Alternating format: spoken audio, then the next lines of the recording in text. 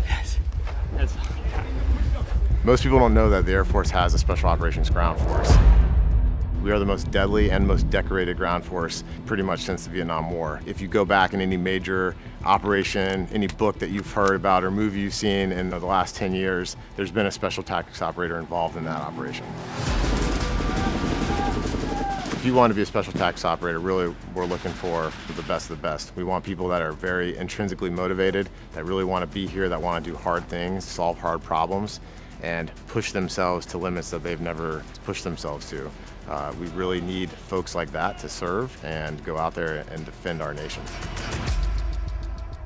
We specialize in global access, precision strike, personnel recovery, and we also have a battlefield surgery capability. All of the jobs that fall under the umbrella of special tactics include special tactics officers, combat controllers, special reconnaissance, and pararescue, and tactical air control party men.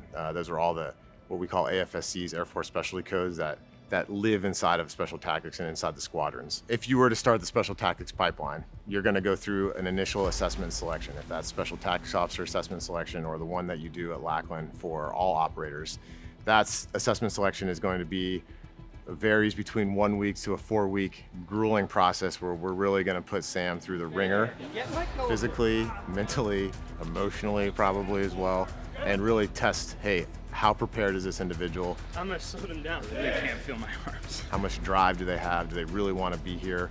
And when things are really bad, are they going to push themselves to a new level? Are they willing to go to a dark place and drive and strive in that environment? For the first time ever, they're letting a civilian like me tag along to experience Special Tactics Officer selection. A grueling process, incredibly rigorous, and I don't know what to expect.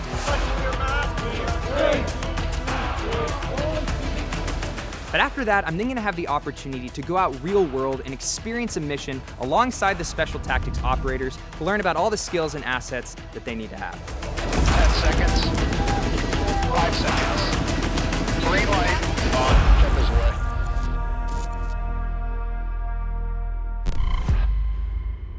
All right, it is 5:54 in the morning. I'm here at the training complex at Hurlburt Field.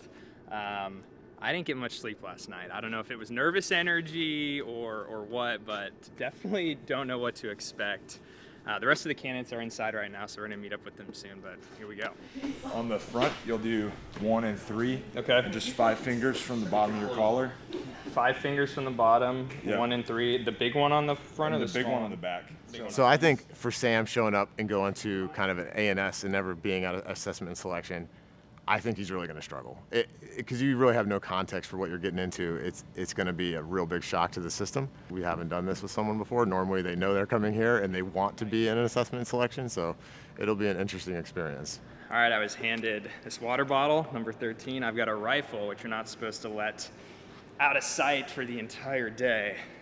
The rest of the candidates are outside getting ready for the PT test. I'm going to join them, and then it's game on. I really didn't know what to expect. I saw they were all wearing these t-shirts with different numbers, and so I then realized that I had to get my shirt on, so we went to another tent, and that's where they told me that I was going to be number 13. I guess lucky number 13. And the reason they use these numbers is because they don't want to use people's names. It's all based on numbers. So for the next day, I was going to be referred to as number 13.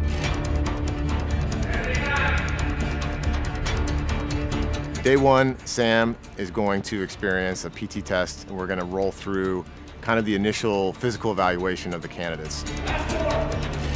The reason we do that is really it's an entry exam. We can't have people inside the assessment selection that are not prepared to be there, and that PT test is really just a ticket to get in the door. If you don't make it, you can't make the standards that we have, we will ask you to leave and then come back another time. But that initial PT test is important just for your own safety as a candidate, but also for us to know that, hey, you prepared to come to this and you're not just showing up unprepared. Now this isn't like any physical fitness test. I was in the Air Force, I did their PT test. I went to the academy, did their version of the PT test. But this was a whole other animal.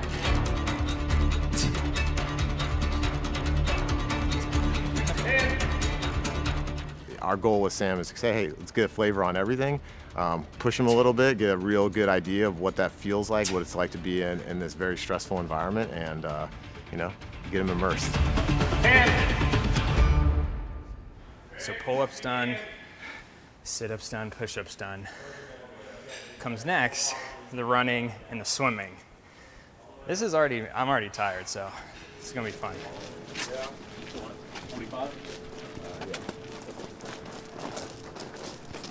Weather's nice, at least for Florida. You think it'd be hotter?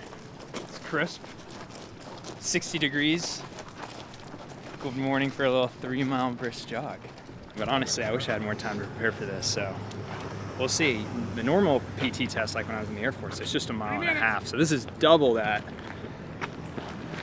Curious to see how fast these guys go out, though. Performed running shoes and running shorts. This run must be continuous, non-stop. Stretch out. I'm gonna give you a couple minutes to loosen up. If the candidate stops anytime during the run, the test will be stopped and considered a failure for the entire test. Begin. Trying to pace myself here. They took off fast.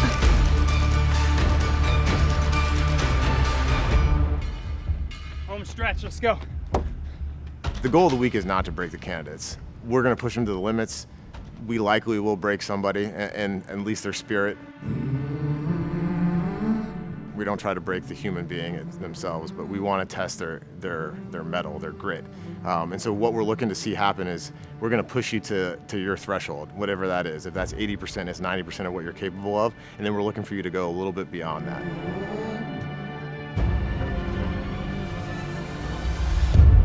And show us that, hey, when the chips are down, when lives are on the line, when the mission's on the line, that you're going to drive to the end and be successful and bring your team home and get the job done.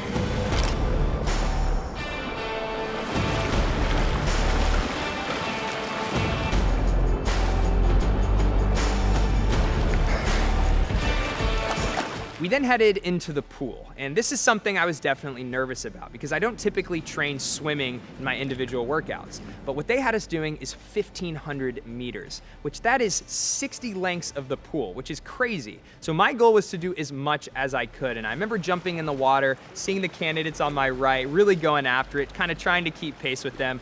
But man, it was tough. Before this event, I had pretty much minimal pool training at all. I mean, I had done a couple training events back when I was at the Air Force Academy, but that's been several years. I don't train swimming normally. I knew this was gonna be a struggle for me, and it definitely was.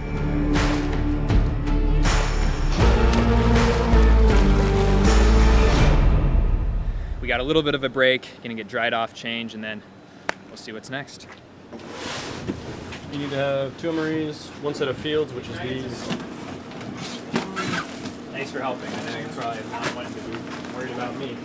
We have your mask and your ropes, your snorkel, your headlamp, your PT belt will go around the rope just like everyone else. All the uniform stuff that we have to bring. Want to, you can open up these MREs ahead of time. If you have something that you don't want to get wet, you roll it up. Once you're done, close this sandbag and what we call radio pocket. But at the very least, it'll rest on top of your stuff. The second belt, don't worry about it. So whenever You heard the man. Down, I need you to like. 3, 2, 1, team up!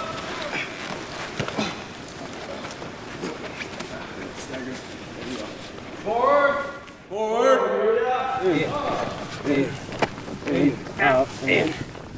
So next up is Intro to Calisthenics. In this, we really start to turn up the intensity. The cadre involvement is going to be a lot higher than it was in the PT test. First team on the pull-up bars now. Where we're just assessing that person's PT fitness. Now we're going to start to assess their grit. Like, hey, when people are in your face, can you hang on? How are you going to respond? 13, just hold yourself over the bar. Get on the bar, 5. We were split up into 2 groups to begin an exercise called the push-up, pull-up, reverse pyramid. So by this point in the morning, one of the candidates had actually dropped out. So we had 12, meaning 2 even groups of 6 and 6. Now because they were even groups, that meant when I was going to the pull-ups and push-ups, my reps counted as well. And the cadre were treating me just like I was a real candidate. Keep up 1, 3. Get over the bar. I actually can't feel my arms right now. So the cadre are all operators that have deployment experience, that have been in the career field for a while, and they know what it takes to go down range. Many of them have some sort of valor award at this point, you know, maybe a Silver Star or a Bronze Star, and you know, they've been in legitimate combat. And so having that perspective really gives us the ability to say, hey, I know exactly what it takes to go do missions downrange, and I know the type of people we need to be in that environment.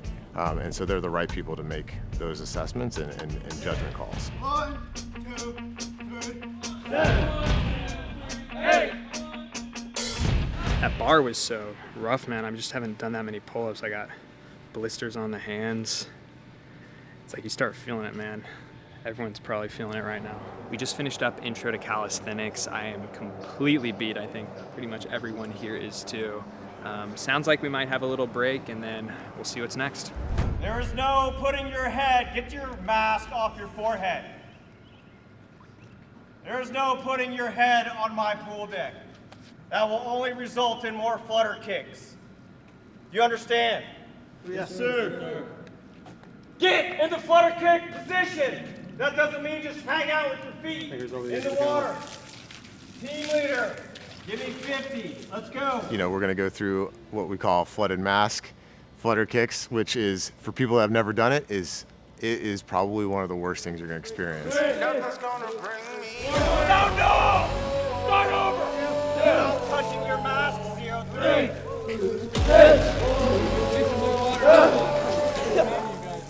And this is a crazy feeling because the water rushes in your nose, it goes down into your throat, you're getting screamed at the entire time. And I was literally doing everything I could not to throw up, not to start gagging and choking. Find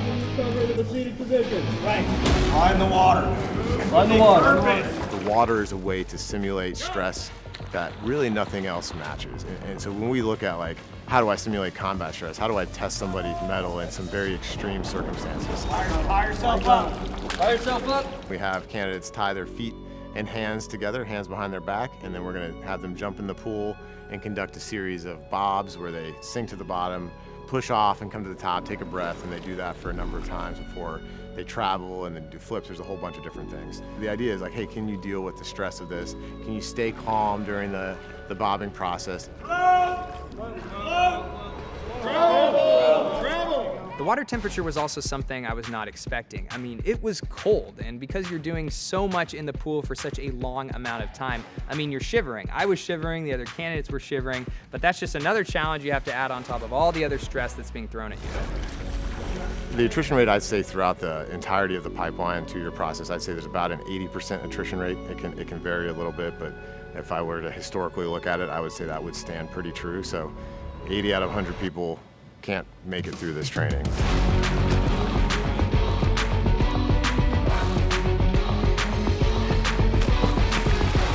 That'll be a perfect push-up position. Stop laying down 13. It's the hardest thing I've ever done. Put out. We're doing these things for a reason. Everything has a purpose to it. It's not just to make it hard, right? It's a demonstration of how well you prepare.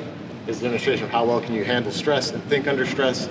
There's a lot of different things we're assessing, right? I need the best version of you to come out. If it isn't, I mean, you can make it through all day, that's fine. It doesn't mean you're gonna get hired. Don't think that that's all this is, all right? You need to take care of yourselves. It's a small group.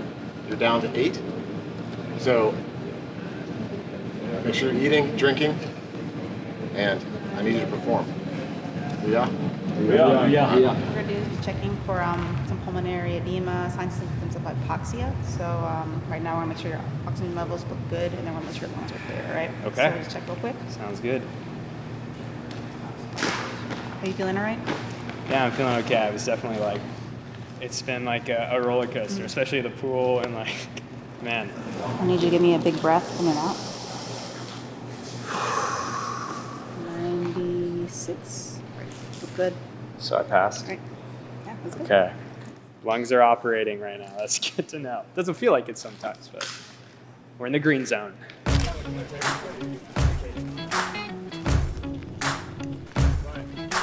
Once we leave the pool, we're going to start our ruck as a team. Ruck march is, you know, your backpack, all your equipment, everything that you need to be successful on your mission, typically, because it's simulated for this one. but all your food, all your water, all the stuff that you're going to take with you is all in your backpack. It's going to weigh, 50 to 100 pounds, depending on what you're carrying. And we're going to go to wherever the next event is. That could be a mile away, it could be 6 miles away. So we start this movement as a team, and one of the things is, hey, keep up with the cadre, keep up with the students in front of you or the candidates in front of you, and get to the next objective, and then we will start the next evolution of training. That rifle in my hand. It's not a suggestion, let's go. Hey man, I understand it's hard, you got a ruck on your back, but going to your knees is a choice. Grab your Nalchi now. Once we made it to the end point in the ruck, we then made it to the beach. And I wasn't sure exactly what was gonna happen here, but I had a pretty good idea. And sure enough, yep, that's exactly what happened. Somebody called the dog to walk.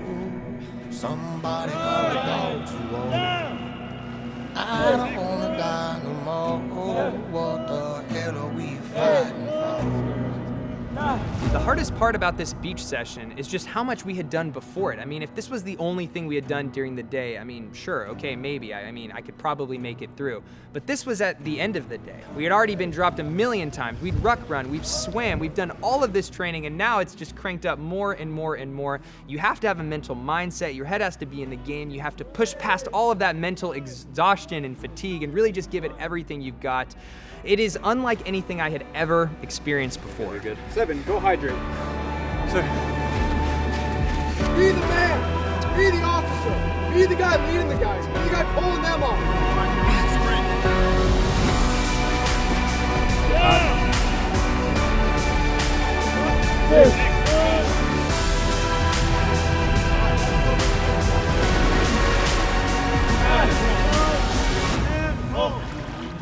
So we started this morning at about 5 a.m. It's now about 7 o'clock. One of the longest days of my life, and just being around these guys, I mean, they're a different breed. To have the opportunity to just get a taste of what they do. I mean, this was one day, and these guys are going for the entire next week, and then if they get selected, it's then a 2-year pipeline. I just got a taste of what it's like, and it was pretty cool. So, got a brand new day coming tomorrow. It's gonna be pretty exciting. Can't wait for what's in store. I woke up on day 2 more sore than I think I had ever been in my life. Muscles I didn't even know I had were aching terribly. And so as we came in the next morning to begin day 2 of my experience here, of course, we had to start with, yeah, you guessed it, more PT. When we get together, gonna be good vibe. Keeps on getting better. We can watch the sunrise. Day 2, we are back here in the gym. A little bit of a different vibe this morning. A little less yelling, but of course doing some PT nonetheless. Excited to join up with an actual unit who's made it through selection, through the pipeline. But of course PT is important to them, so we're starting this morning like everything else. Let's get it. Remember, right hand up, left hand down. Hey, flip. You're just trying to put as much force into it as you can, all right? Okay. Flip, hit the other side. A little better. Doing a little bench this morning. All right, workout is complete, and honestly, that is a lot more enjoyable when you're not getting screamed at and yelled at the entire time. So I actually enjoyed that one. Behind the scenes of everything going on, though, there's actually a detailed recovery team. Just think about all the training, all the working out that goes in to what these special tactics operators do. So let's go check out the team that then supports them and make sure they're healthy and staying fit for the fight.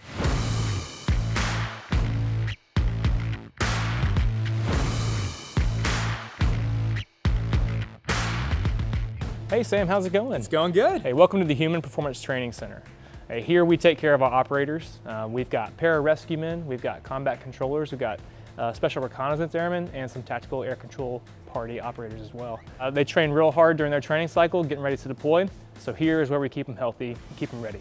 So what I was doing yesterday, I was with the selection, people trying to make it, and then they go through the 2-year pipeline. But this is once they're actually officially, they've made it through, they've earned that beret. So this is kind of for the most elite, right? Yeah, grown-up operators, right? So they are fully qualified, combat mission ready, but they still have to train, and their bodies break down when they train through their training cycle. So our job here is to keep them as ready as possible and to keep them as healthy as possible. And so we have providers here that fall through like 4 different domains for total body wellness. So we've got sport medicine, we have medical providers, we've got a chaplain and a religious affairs airman, and 2 psychologists, all with the effort in keeping those guys as healthy as possible. Well, I know with everything they do, everyone needs a ton of support. I know I'm feeling super sore from yesterday, so I'm excited to kind of put to the test, get some work done, and hopefully feel a little bit better. Yeah, so you're in luck. We got a fully capable physical therapy clinic here to help you out. Let's check it out. All right, cool. You're very elastic. We're doing great. All right, Joe, honestly, this is what I'm the most nervous for. I've never done a cold plunge tub before. What am I about to experience? Well, it's gonna be cold, you know that. So, but the benefits are what you do it for. I mean, help you sleep later, metabolism increases. At the end of the day, you're just gonna be in there. Your minimum's a minute. Your maximum can be up to 2 minutes, and then right after that, you head right over and get in the sauna and heat yourself back up. So. Okay, well, 43 degrees. Here we go.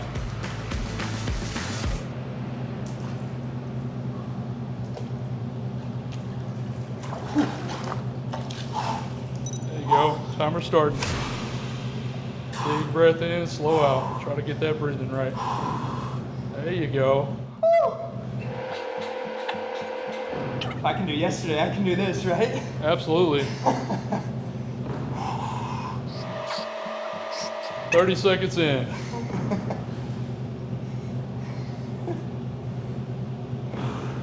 you go, now it's relaxing, right? Feeling a little better. There you go.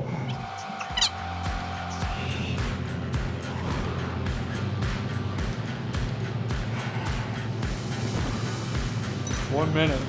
All right, you think we can end it there? Can end it there. I think we're good. All right.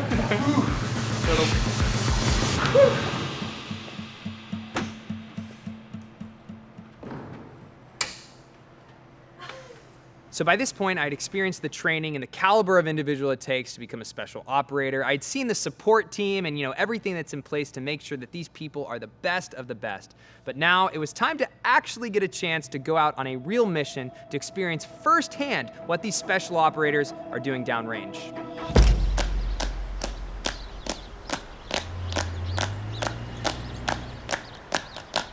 So Sam's already had a taste of what it takes to become a Special Tactics member, but now we want to give him a taste of what it's like to really be one.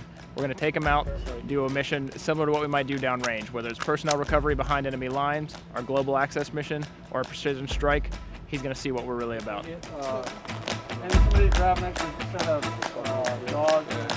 So we've got a hostage village to our north. We're expecting 4 to 5 enemy combatants in there. We're going to be doing a ground assault force where we're driving our 4 vehicles to our north. We're going to do a vehicle drop off there and patrol to this village on foot. Our goal once we reach the objective is to set containment on the east and the northern sides. Sam's going to be in charge of our alpha element on the east, and he will be giving us our call to assault the objective. Sam's going to engage one of our OP4. They're going to be slinging rounds back and forth for a while. Sam's going to get hit multiple times. He feels it knees, chest, arms, and these things hurt. Sam's getting drug across this compound. He's got multiple gunshot wounds, legs, chest, arms. We're gonna get him to a place where he's concealed and covered. We have our pararescue men coming in from the outside element. He's gonna apply tourniquets, chest seals, do his blood sweep, make sure that Sam's in a stable condition so we can exfil him back to our surgical team waiting back at the fob.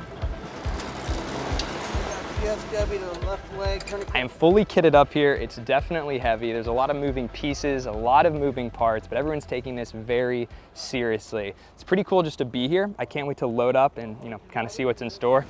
Let's go.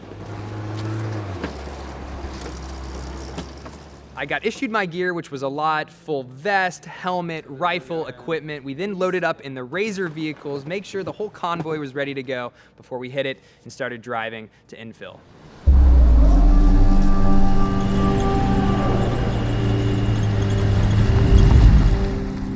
Once we made it on scene, we got out and started walking through the woods, and at this point, I'm really just taking in everything. I'd never experienced anything like this before. I was listening in on comms, hearing the radio chatter going back and forth, and I was just proud to be in the presence of these operators, just glad to be kind of along for the ride, not really knowing what to expect.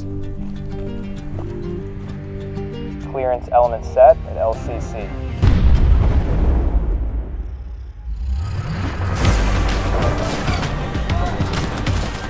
Once we made it through the brush, the firefight really began, and it was loud and it was intense. I mean, of course, we're using sim rounds. These aren't real, but it's loud. It's in your face. It really felt like I was in an actual firefight. Once we made it to the first Connex, the operators walked me through some of the tactics that they use when they do these room clearings. So they enter the room, alternating. One will go left, one will go right, and the way they do this is so every perimeter is covered. They're looking out for the person on their left and their right, behind them, in front of them, making sure they're protected at all times.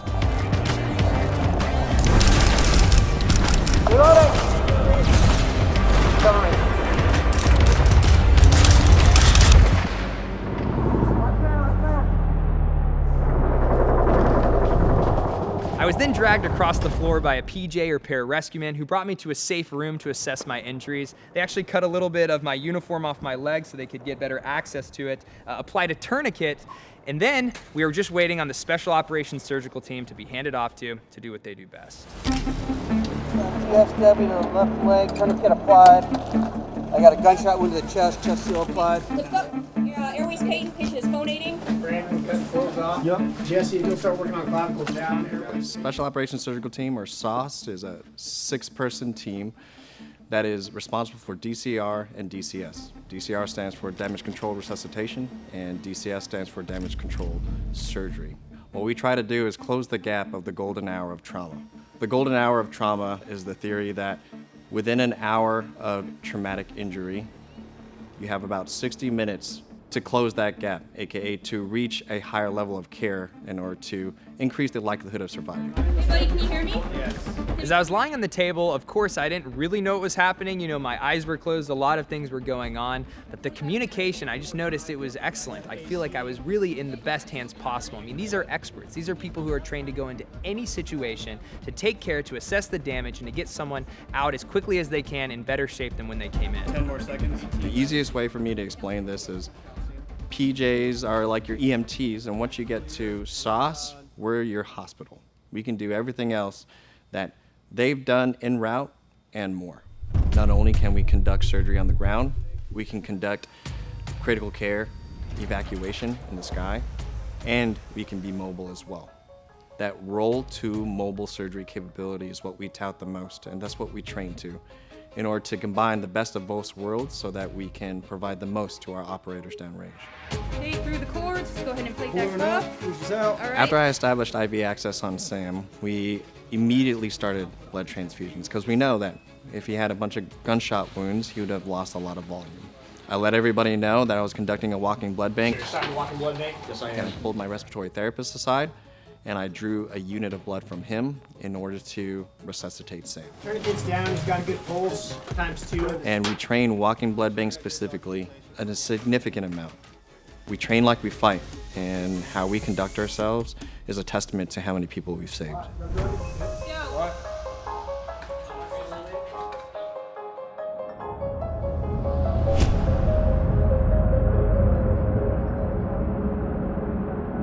If a candidate is selected and gets the opportunity to start the actual training pipeline, that's going to be about a 2-year process. What that looks like is they're going to go through, pre-dive training. They're going to go through all initial skills training, combat control school.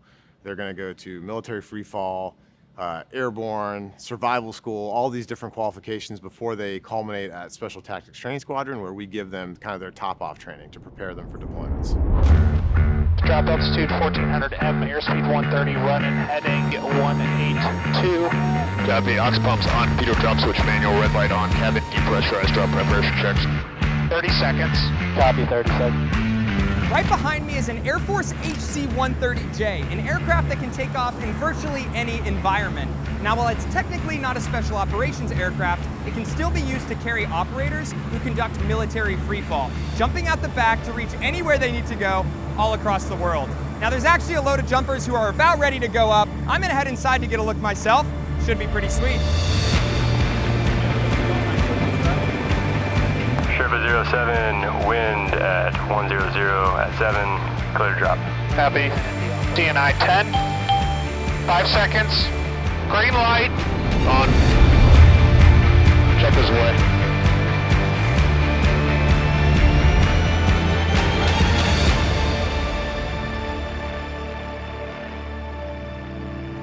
Global Access, Precision Strike, Personnel Recovery, Battlefield Surgery, all things special tactics operators are required to be proficient in. I had the chance this week to check it all out, and it was truly an experience that I'll never forget. Well, that about does it for my time here. Huge respect and appreciation for their mission and everything they do. I think it's safe to say I need to do a lot more training to be able to hang with them, but it was a blast nonetheless. To everyone watching, thanks so much for tuning in. I hope you learned something new, and I'll catch you next time.